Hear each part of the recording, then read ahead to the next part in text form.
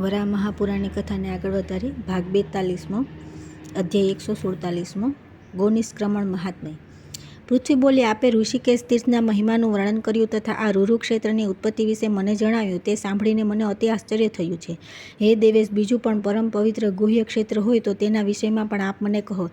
તે જાણવા માટે હું ઉત્સુક છું. શ્રી વરાહ બોલ્યા કે હે ભૂમિ, હિમાલય પર્વત પર હું નિવાસ કરું છું તેનું એક બીજું ગુપ્ત કારણ છે, તે તમે ધ્યાનથી સાંભળો. ત્યાં ગોનિષ્ક્રમણ નામનું તીર્થ છે. આ તીર્થમાં ભગવાન શંકરે ગાયોના સમુદાયને સ્વર્ગમાંથી લાવીને સ્નાન કરાવ્યું હતું, તેથી આ તીર્થ ગોનિષ્ક્રમણ કહેવાય છે. એ સ્થળે ઓર્વ નામના પ્રજાપતિએ મારી માયાના પ્રભાવથી 70 કલ્પ સુધી ઉગ્ર તપ કર્યું. આ પ્રમાણે સર્વલોકમાં ખળભળાટ મચાવનારું તીવ્ર તપ તેમણે દીર્ઘકાળ સુધી કર્યું, અને લોભ કે હાનિના પરિણામવાળો કોઈ પણ પ્રકારનો વર મેળવવા માટે તેમણે પ્રભુ પાસે યાચના કરી નહીં. ભગવાન શંકરે જાણ્યું કે કોઈ બ્રાહ્મણ મુનિ હિમાલય પર્વત પર આવેલા અત્યંત પ્રભાવશાળી ગોનિષ્ક્રમણ નામના તીર્થમાં ઘણા લાંબા સમયથી તપ કરી રહ્યા છે.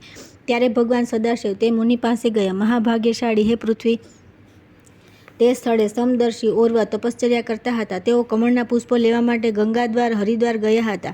બીજા સર્વ તપસ્વી મુનિઓ પણ જાણતા હતા કે ઓર્વ મુનિ ગંગાદ્વાર ગયા છે, પરંતુ ભગવાન શંકર ઓર્વ મુનિના આશ્રમમાં આવ્યા ત્યારે ત્યાં મુનિ તેમને દેખાય નહીં. તેથી મહાતેજસ્વી મહેશ્વરને ક્રોધ ચડ્યો. તેમણે ફળ પુષ્પથી સુશોભિત લક્ષ્મીના ધામરૂપ રમણીય આશ્રમને પોતાના રુદ્રરૂપથી બાળીને ભસ્મ કરી નાખ્યો. ઓર્વ મુનિના અત્યંત પ્રિય અને પવિત્ર આશ્રમને બાળી નાખીને ભગવાન શંકરે કૈલાસપતિ શીઘ્ર ગમન કરી ગયા. એવામાં પુષ્પોનો કરંડિયો લઈને મુનિશ્રેષ્ઠ ઓર્વ પણ પોતાના આશ્રમે પાછા આવ્યા. શાંત, જીતેન્દ્રિય, ક્ષમાશીલ અને સત્યવ્રતને ધારણ કરનારો ઓર્વ મુનિએ પુષ્પ, ફળ અને જળની વિપુલતાવાળા પોતાના આશ્રમને બળી ગયેલો જોયો. આથી તેમને અત્યંત ક્રોધ ચડ્યો. દુઃખ થવાથી તેમના નેત્રોમાં આંસુ ભરાઈ આવ્યા. ક્રોધના લીધે તેમની આંખો લાલ થઈ ગઈ. અગ્નિ સમાન દગ્ધ કરનારા વચન બોલતા તેમણે શાપ આપ્યો કે પુષ્પ, ફળ અને ઉદકથી સમૃદ્ધ મારો આશ્રમ જેણે બાળ્યો હોય તે પણ દુઃખથી સંતપ્ત થઈ સર્વલોકમાં ભ્રમણ કર્યા કરે.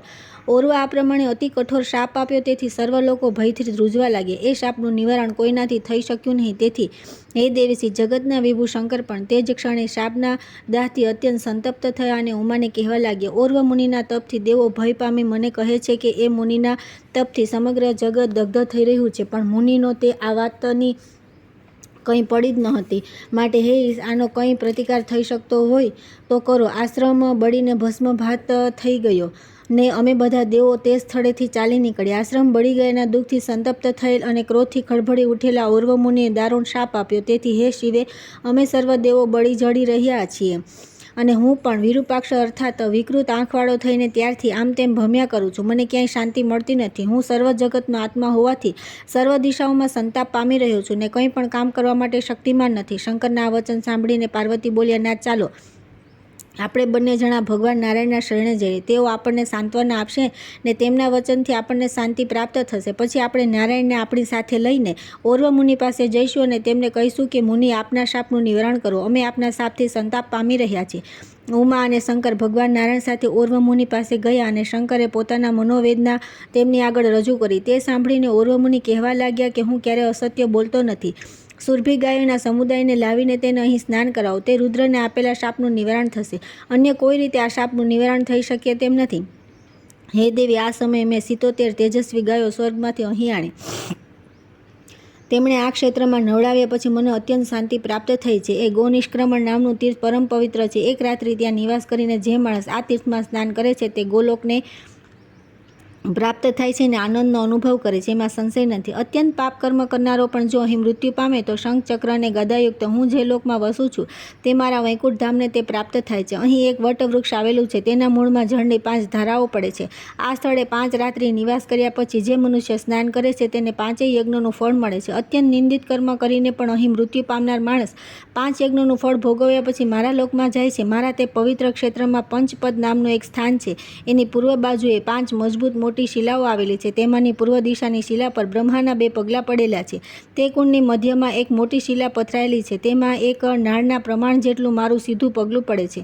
મારા વિષ્ણુપદ તીર્થમાં 5 રાત્રિ નિવાસ કરી જે માણસો સ્નાન કરે છે તે મારા પ્રિય ભક્ત પવિત્ર લોકમાં જાય છે. પંચપદ તીર્થમાં મૃત્યુ પામનાર મનુષ્ય સંસારથી મુક્ત થઈને મારા લોકને પ્રાપ્ત થાય છે. ત્યાં બ્રહ્મપદ નામનું મારું એક પવિત્ર તીર્થ આવેલું છે. તેનાથી પશ્ચિમ દિશામાં જળની એક ધારા હિમાલય પર્વત પરથી પડે છે. એક રાત્રિ ત્યાં નિવાસ કરીને જે માણસ તે તીર્થમાં સ્નાન કરે છે તે મનુષ્ય બ્રહ્મલોકને પ્રાપ્ત થઈ ને તે લોકમાં બ્રહ્મા સાથે આનંદનો અનુભવ કરે છે. કાર્તિક માસના શુક્લ પક્ષની દ્વાદશીના દિવસે અહીં સ્નાન કરનારો મનુષ્ય વાજપેયી યજ્ઞનું ફળ પામે છે. મારી ઉપાસનામાં નિષ્ઠાવાન જે માણસ અહીં મૃત્યુ પામે છે તે વાજપેયી યજ્ઞનું ફળ ભોગવ્યા પછી મારા ધામને પ્રાપ્ત થાય છે. મારા એ જ ગોનિષ્ક્રમણ ક્ષેત્રમાં વાયવ્ય દિશામાં 5 કોસ દૂર કોટિવટ નામનું પવિત્ર તીર્થ આવેલું છે. ત્યાં એક અહોરાત્ર નિવાસ કરીને જે માણસ એ તીર્થમાં સ્નાન કરે છે તે ઘણા યજ્ઞનો કરોડું ગણું અનુપમ ફળ પામે છે. હે ભૂમે, જે મનુષ્ય એ પવિત્ર કોટિવટ તીર્થમાં મૃત્યુ પામે છે તે કરોડો યજ્ઞનું ફળ ભોગવ્યા પછી મારા સ્વરૂપને પ્રાપ્ત થાય છે. મારા એ જ ક્ષેત્રમાં વિષ્ણુસર નામનું એક અન્ય પવિત્ર તીર્થ છે. ગોનિષ્ક્રમણ ક્ષેત્રથી ઈશાન દિશામાં 5 કોસના અંતરે એ આવેલું છે. કમળ જેવા નેત્રવાળી હે પૃથ્વી, મારા એ અગાધ સરોવર 5 કોસના વિસ્તારવાળું છે. એ સર્વ બાજુએ પર્વતોથી ઘેરાયેલું છે. હે ભદ્રે, અત્યંત દુષ્કર કર્મ કરનારો મનુષ્ય પણ તે તીર્થમાં 3 દિવસ ઉપવાસ કર્યા પછી એ સરોવરની પ્રદક્ષિણા કરે છે અથવા ત્યાં ભ્રમણ કરે છે. તેથી તે સ્થળે તેના જેટલા પગલાં પડે છે તેટલા 1000 વર્ષ સુધી હે સુંદરી તે મનુષ્ય બ્રહ્મલોકમાં પૂજાય છે. પોતાના કર્મમાં નિષ્ઠાવાન રહીને મારી ઉપાસના કરનારો જે મનુષ્ય આ તીર્થમાં મૃત્યુ પામે છે તે બ્રહ્મલોકના આનંદનો ઉદ્ભવ કર્યા પછી મારા લોકને પ્રાપ્ત થાય છે. મહાભાગ્યશાળી હે સુંદરી, હે પૃથ્વી, તે ક્ષેત્રમાં થતી એક આશ્ચર્યજનક ઘટના તમને કહું છું તે સાંભળો. મારી ભક્તિ કરનારા મનુષ્યોને સુખ આપનાર ગાયો ભાંભરતી હોય તેવો શબ્દ તે તીર્થમાં જ્યેષ્ઠ માસના શુક્લ પક્ષની દ્વાદશીના દિવસે આપમેળે થતો સંભળાય છે. આ વિશે સંશય નથી. આ પ્રમાણે પવિત્ર ગોસ્થલક અર્થાત ગો નિષ્ક્રમણ તીર્થમાં પુણ્યકાર્ય કરનારો મારો ભક્ત સર્વ પાપોથી શીઘ્ર મુક્ત થઈ જાય છે. હે યશસ્વીની, મહાભાગ્યશાળી હે પૃથ્વી, ગો નિષ્ક્રમણ ક્ષેત્રમાં ગાયોને મહાદેવે સ્નાન કરાવી સર્વ દેવોને અને મરુદગણોને શાપના સંતાપમાંથી મુક્ત કર્યા. હે દેવી, તમારા પર અનુગ્રહ કરવા માટે પવિત્ર અને શાંતિપ્રદ ગો નિષ્ક્રમણ ક્ષેત્રનું મહાત્મ્ય પૂરેપૂરું તમને કહી સંભળાવ્યું. મહાભાગ્યશાળી હે પૃથ્વી, મારી આરાધના કરનારા મારા ભક્તોનું સર્વ રીતે મંગલ કરનારો આ અધ્યાય તમને કહ્યો. આ અધ્યાય મને અતિ પ્રિય છે. આ અધ્યાય સર્વશ્રેષ્ઠ, અતિ કલ્યાણકારી, પરમ લાભ આપનારો અને સર્વ ધર્મોમાં ઉત્તમ ધર્મરૂપ છે. હે યશસ્વીની પૃથ્વી, આનો પાઠ કરનાર મારા માર્ગને અનુસરનારા મનુષ્યોને તેજ, કલ્યાણ અને લક્ષ્મી પ્રાપ્ત થાય છે તથા તેમની સર્વ કામનાઓ પૂર્ણ થાય છે. હે મનસ્વીની પૃથ્વી, આ અધ્યાયમાં જેટલા અક્ષરો છે તેટલા 1000 વર્ષ સુધી તેઓ મારા લોકમાં આદર પામે છે ને ત્યાંના આનંદનો ઉપભોગ કરે છે. તેની ક્યારેય અવનતિ થતી નથી. જે મનુષ્ય આ અધ્યાયનો પ્રતિદિન પાઠ કરે છે તેના 21 કુલોનો ઉદ્ધાર થાય છે. છળ કપટ કરનારા મૂર્ખ તથા શઠ માણસને આ અધ્યાય સંભળાવો નહીં, પરંતુ પુત્ર, શિષ્ય અને ભક્તજનને આ અધ્યાયનું મહાત્મ્ય અવશ્ય જણાવો તથા તેમને આનો બોધ આપવો. શ્રેષ્ઠ ગતિ પ્રાપ્ત કરવાની ઈચ્છાવાળા મનુષ્ય મરણકાળે પણ આ અધ્યાયનો પાઠ કરવાનો ભૂલવું નહીં. એક શ્લોક અથવા એક ચરણનો પણ અવશ્ય પાઠ કરવો. હે મહાભાગે, ગો નિષ્ક્રમણ ક્ષેત્ર 5 યોજનાવાળું વિસ્તારવાળું છે. હું પરમ પ્રીતિપૂર્વક આ ક્ષેત્રની પૂર્વ દિશામાં નિવાસ કરીને રહેલો છું. હે વસુંધરા, આ ક્ષેત્રની પશ્ચિમે નિષ્કામ ભાવથી ગંગા નદી વહી રહી છે.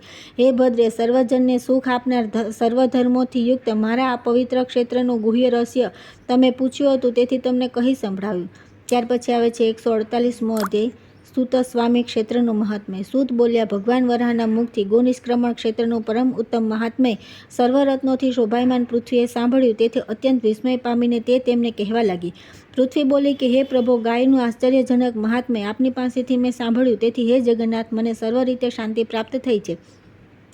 હે નારાયણ, આ ગો નિષ્ક્રમણ ક્ષેત્રના કરતાં બીજું કોઈ વધુ શ્રેષ્ઠ અને પવિત્ર ક્ષેત્ર હોય તો હે પ્રભુ, હવે આપ તેના વિશે મને કહો. શ્રી વરાહ બોલ્યા, હું નારાયણ છું, દિવ્ય છું, હું સર્વ ધર્મોનો આશ્રય છું, હું મત્સર ભાવથી રહિત છું, અર્થાત મારામાં ઈર્ષા કે અદેખાઈ નથી. તેથી હું અતિ સમર્થ છું. મારા સર્વ ભક્તોને પ્રિય આ વરાહ અવતાર ધારણ કરીને મારી લીલા માત્રથી હે મહાભાગે મેં આ જગતનું સર્જન કર્યું છે.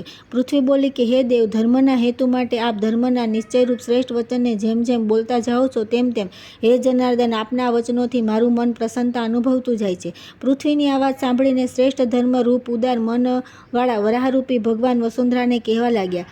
શ્રી વરાહ બોલ્યા, મારી આરાધના કરનારા મહાભાગ્યશાળી હે ભૂમિ, તમે મને જે વિશે પૂછો છો તે યોગ્ય છે.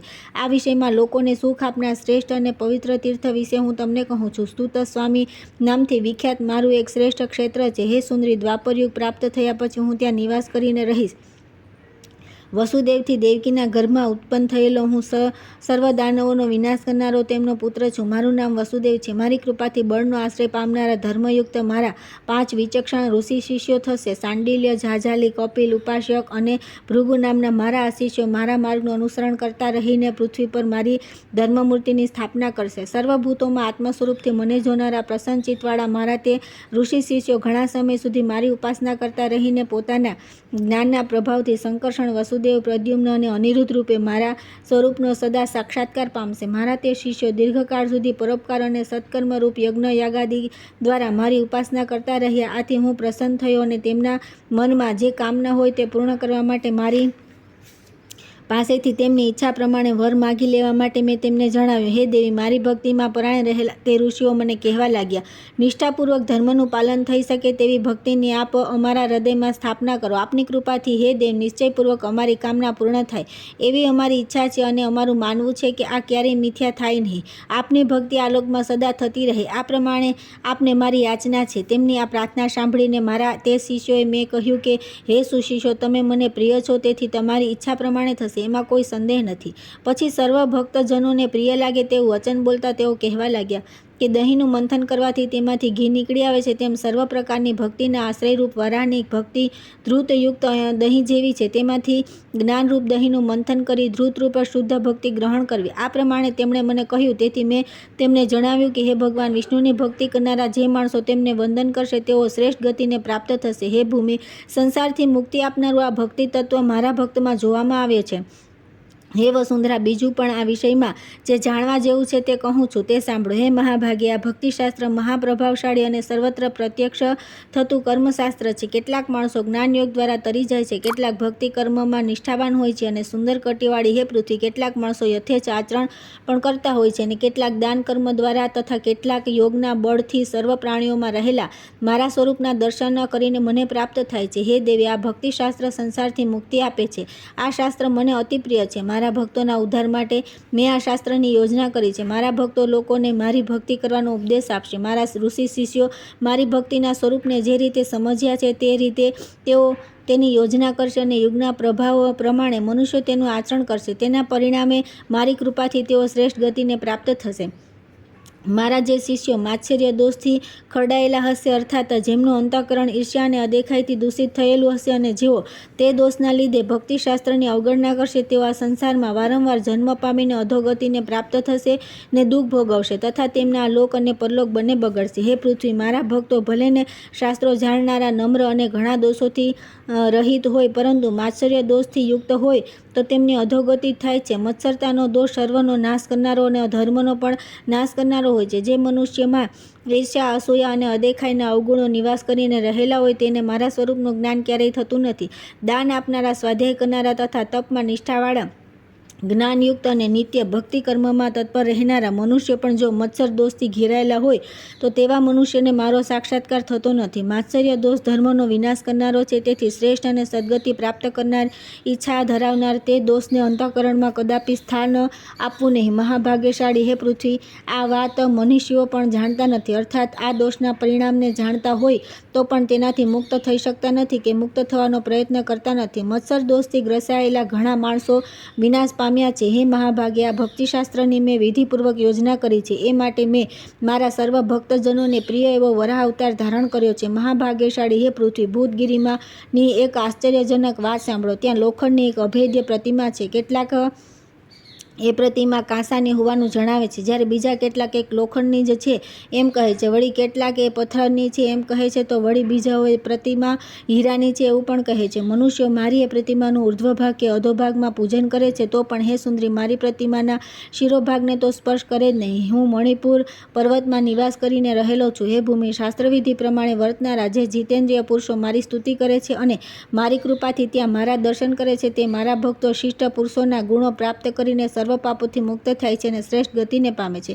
મહાભાગ્યશાળી હે પૃથ્વી, તે જ ક્ષેત્રની ઉત્તર દિશામાં પંચારુમાં નામનું મારું એક પવિત્ર તીર્થ આવેલું છે. 5 દિવસ ત્યાં નિવાસ કરીને જે માણસ તે તીર્થમાં સ્નાન કરે છે તે ઇન્દ્રના દિવ્ય નંદન વનમાં અપ્સરાઓ સાથે આનંદ કરે છે. અહીં મૃત્યુ પામનાર મનુષ્ય કૃતકૃત્ય થાય છે અને નંદનવનમાં આનંદનો ઉપભોગ કર્યા પછી મારા ધામને પ્રાપ્ત થાય છે. વળી એ સ્તુત સ્વામી ક્ષેત્રથી અડધા યોજનથી પણ ઓછા અંતરે દક્ષિણ દિશામાં ભૃગુકુંડ નામનું મારું પવિત્ર તીર્થ આવેલું છે. મારો જે ઉપાસક એ કુંડમાં સ્નાન કરે છે તે જીતેન્દ્રિય પુરુષોનો ફરીથી પૃથ્વી પર જન્મ થતો નથી. અને હે સુશ્રોણી, મેરુ પર્વતના શિખર પર આવેલા ધ્રુવલોકમાં તે મનુષ્ય અપ્સરાઓ સાથે સુખપૂર્વક આનંદનો ઉપભોગ કરે છે. અહીં મૃત્યુ પામનારો મારો ઉપાસક ધ્રુવલોકના સુખ ભોગવ્યા પછી મારા ધામમાં જાય છે. એક જ ક્ષેત્રમાં મણિકુંડ નામનું મારું એક પવિત્ર તીર્થ છે. ત્યાં અનેક સ્થાનો પર મણિ જોવામાં આવે છે.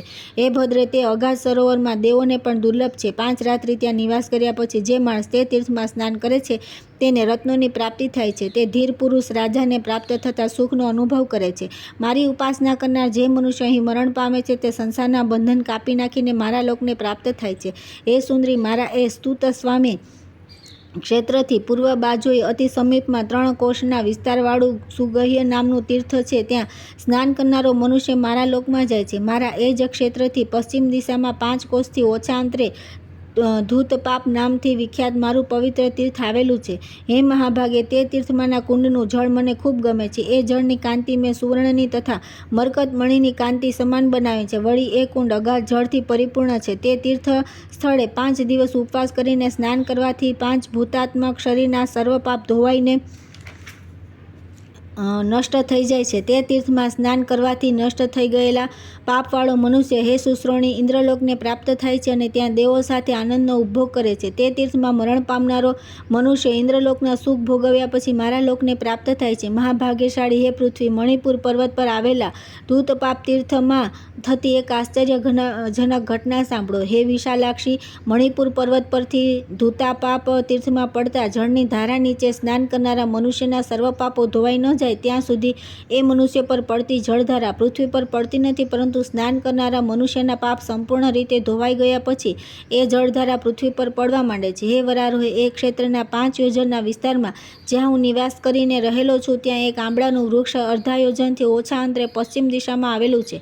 મારા પ્રભાવથી એ વૃક્ષ પર સદા ફળ આવતા રહે છે. પાપ કર્મ કરનારો અધમ કોઈ પણ મનુષ્ય આ વાત જાણતો નથી. મારી ઉપાસના કરનારો જીતેન્દ્રિય અને શ્રદ્ધાવાન જે મારો પ્રિય ભક્ત 3 રાત્રિ ઉપવાસ કર્યા પછી હે વરારોહે સૂર્યોદય થયા પછી ત્યાં જાય છે અને ધૈર્ય ધારણ કરી મધ્યાહન કાળથી સૂર્યાસ્ત થતાં સુધી મારું ચિંતન કરતો રહીને ત્યાં રહે છે તેને તે પવિત્ર આંબળાના ફળની પ્રાપ્તિ થાય છે. હરિરૂપ ભગવાન વરાહનું આ વચન સાંભળી તીવ્ર વ્રતનું આચરણ કરનારી પૃથ્વી નમ્રતાપૂર્વક ફરીથી તેમને કહેવા લાગી કે હે ભગવાન, સ્તુત સ્વામી ક્ષેત્રમાં આવેલા સર્વ તીર્થો વિશે આપે મને કહ્યું, તેથી તેમનો પ્રભાવ હું જાણી શકી છું, પરંતુ આપના એક ક્ષેત્રને સુત સ્વામી સાથે કહેવામાં આવે છે તે આપે મને કહ્યું નથી. તેથી હું તે જાણવા ઈચ્છું છું, માટે કૃપા કરીને તે વિશે હવે મને કહો. શ્રી વરાહ બોલ્યા કે હે ભૂમિ, દેવતાઓના કંટકરૂપ તેમના શત્રુઓને સંસારમાંથી નષ્ટ કરી નાખીને હે સુંદરી, દ્વાપરયુગ પ્રાપ્ત થતાં હું આ ક્ષેત્રમાં નિવાસ કરીશ. આ વાત દેવતાઓથી જાણી ત્યારે દેવોએ, બ્રહ્માએ અને ઘણા ઋષિઓએ મણિપુરમાં આવી મારી સ્તુતિ કરવા માંડી. એવી રીતે નારદ, અસિત, દેવળ અને પર્વત આદિ મારા ભક્તો મારા કાર્યક્ષેત્ર મણિપુર પર્વત પર આવ્યા અને તેઓ પણ મારી સ્તુતિ કરવા લાગ્યા. તેથી આ ક્ષેત્ર સ્તુત સ્વામી નામથી વિખ્યાત થયું. હે ભદ્રે, મારા સર્વ ભક્તોને પ્રિય આ તીર્થનું નામ સ્તુત સ્વામી શાથી પડ્યું આ તમે પૂછ્યું, તેથી મેં એની સ્પષ્ટતા કરી તમને જણાવ્યું. હે દેવી, આનું મહાત્મ્ય પણ મેં તમને કહી સંભળાવ્યું. ભૂતગીરીમાં બીજા પવિત્ર તીર્થો આવેલા છે, તેમના વિશે પણ મેં તમને કહ્યું. સ્તુત સ્વામી ક્ષેત્રમાં હું દ્વાપરયુગમાં નિવાસ કરીશ. હે ભદ્રે, સર્વધર્મોના આશ્રયરૂપ સ્તુત સ્વામી ક્ષેત્રનું મહાત્મ્ય શ્રદ્ધાળુ ભક્ત મનુષ્યોએ અવશ્ય સાંભળવું, આથી તેમનું કલ્યાણ થાય છે. આ વિશે સંશય નથી. આ સ્તુત સ્વામી ક્ષેત્રનું મહાત્મ્ય સાંભળ્યા પછી હવે તમે મને બીજું શું પૂછવા ચાહો છો તે કહો. ત્યાર પછી આવે છે અધ્યાય 149 દ્વારકા મહાત્મ્ય. સૂત બોલ્યા, ધર્મમાં તત્પર રહેનારી દેવી પૃથ્વીએ સ્તુત સ્વામી ક્ષેત્રનું મહાત્મ્ય સાંભળ્યું, આથી તે પ્રસન્ન થઈ અને કહેવા લાગી. પૃથ્વી બોલી, સર્વદેવોમાં શ્રેષ્ઠ દેવ, હે પ્રભુ, આ મહાત્મ્ય સાંભળીને મારા ચિત્તને પરમ શાંતિ થઈ છે. ધનુષ અને બાણોના ભાથાના શંખ, ચક્ર, ગદા, પદ્મ તથા ખડગને ધારણ કરનારા દેવાના શત્રુઓનો સંહાર કરનારા ધરણીધર ભગવાને પોતે શ્રીમુખે આ શ્રેષ્ઠ ભક્તિશાસ્ત્રનું વર્ણન કર્યું છે, તેથી મને અત્યંત આનંદ થયો છે. એવી જ રીતે સ્તુત સ્વામી ક્ષેત્રના ઉત્કૃષ્ટ મહાત્મ્યને પણ આપના દ્વારા મેં સાંભળ્યું, તેથી હું કૃતાર્થ થઈ છું. હે કૃપાનિધિ, આ સ્તુત સ્વામી ક્ષેત્ર કરતાં પણ બીજું વધારે શ્રેષ્ઠ અને પવિત્ર ક્ષેત્ર હોય તો તેના વિશે હવે હું સાંભળવા ઈચ્છું છું, તેથી તેના વિષયમાં આપ મને કહો. શ્રી વરાહ બોલ્યા, વિકસિત કમળ જેવા મુખવાળી હે પવિત્ર પૃથ્વી, પાપ અને ભયનો નાશ કરનારા બીજા એક તીર્થ વિશે હવે કહું છું તે સાંભળો. દ્વાપર યુગ પ્રાપ્ત થતાં યાદવોના કુળના નાયક શૌરી નામના યાદવ મારા પિતા થશે. તેઓ દ્વારકા નામે પ્રખ્યાત નગરીમાં નિવાસ કરશે. વિશ્વકર્માએ રમણીય દેવપુરીનું નિર્માણ કરશે. એ 5 યોજન લાંબી અને 10 યોજન પહોળી હશે. હે વરારોહે, હું એ નગરીમાં 105 વર્ષ નિવાસ કરીશ. દાનવો અને અસુરોનો ભાર પૃથ્વી પરથી દૂર કરીશ અને દેવોનું પ્રિય કાર્ય કર્યા પછી હે સુંદરી ફરીથી હું સ્વર્ગલોકમાં પાછો આવી પહોંચીશ. હે વરારોહે, તે પછી એ જ કાળે મારા જેવા જ સમર્થ દુર્વાસા નામના એક મુનિ મારા કુળને શાપ આપશે.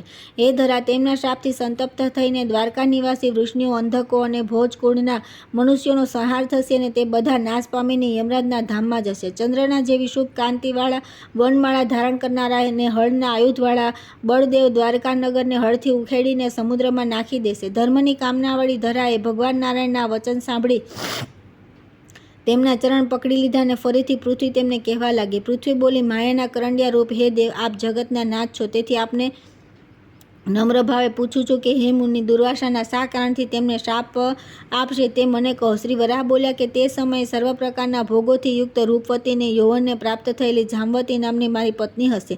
તેને મહાભાગ્યશાળી સામ નામનો મારો પુત્ર થશે. તે હંમેશા મને પ્રિય હશે. રૂપ અને યૌવનથી ચકી જઈને મારો તે પુત્ર તેના જેવા યુવકો સાથે ક્રીડા કરતો રહીને ગર્ભવતી સ્ત્રીના પેટ જેવું ખોટે ખોટું પેટ ઉપવાસીને ફરશે. તેની સાથે રમત ગમત કરતા યુવકો મુનિશ્રેષ્ઠ દુર્વાસાને પૂછે કે આ યુવતી ગર્ભીણી છે ને પુત્રની કામનાવાળી છે, તેથી આને શું અવતરશે? હે મુનિ, આપ અમને કહો. આ કોઈ સ્ત્રી નથી પણ સાંભ છે એવું જાણતા હોવાથી દુર્વાસા મુનિને ક્રોધ ચડ્યો. તેથી સામને ઉદ્દેશીને ઉઠ્યા અને તારા ગર્ભમાં કુળનો નાશ કરનારું મુસલ ઉત્પન્ન થશે. તેનાથી વૃષ્ણિ અને અંધક કુળના સર્વ મનુષ્યો નાશ પામીને યમરાજના સદનમાં પહોંચી જશે. દુર્વાસાએ શાપ આપ્યો, તેથી તે બધા યુવકો ભયથી ગભરાઈ ગયા અને મારી પાસે આવીને તેમણે તે બધી હકીકત મને જણાવી.